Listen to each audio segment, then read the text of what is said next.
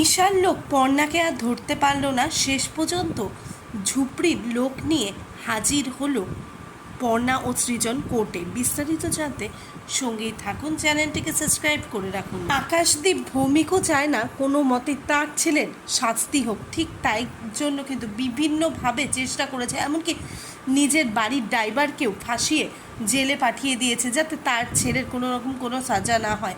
ঠিক এই কারণে কিন্তু নিম্ন কোর্টে আহিরের শাস্তি হওয়া বাতিল করে দিয়েছে। ওইদিকে পর্ণা তো থেমে থাকার মেয়ে নয়। পর্ণা এই কারণে কিন্তু আবারও উঁচু কোর্টে গেছে, মানে হাইকোর্টে। সেখানে গিয়ে কিন্তু আবারও অ্যাপিল করে নতুন উকিল ঠিক করেছে ঠিকই, ওইদিকে প্রমাণও জোগাড় করেছে পাবের থেকে আর বস্তির লোকেদের থেকে।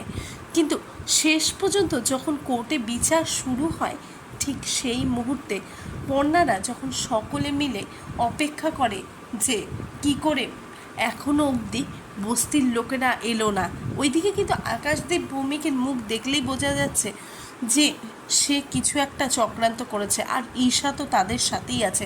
তখন পর্ণা মনে মনে ভাবে যে না, এবারে এইভাবে বসে থাকলে হবে না, তাকে কিছু করতে হবে। এরপরে কিন্তু পর্ণা কোনো রকম কোনো কিছু ঝুঁকি না নিয়ে সৃজনকে নিয়ে ওইটুকু টাইমের মধ্যে চলে যায় বস্তিতে গিয়ে দেখবে ঈশার লোকেরা বস্তিতেও কিন্তু তাদের আটক করে রেখেছে, আর সেখানে নিজের বুদ্ধি খাটিয়ে পর্ণা সেই লোকেদের উদ্ধার করে তাদের মধ্যে একজনকে নিয়ে কোর্টে হাজির হবে। শেষ পর্যন্ত কি পর্ণা আহিরকে শাস্তিটা দিয়েই ছাড়বে?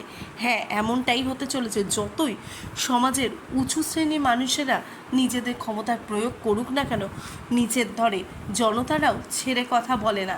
সত্যি হয়, শেষ পর্যন্ত কিন্তু আহিরের শাস্তিটা পর্ণা দিয়েই ছাড়বে।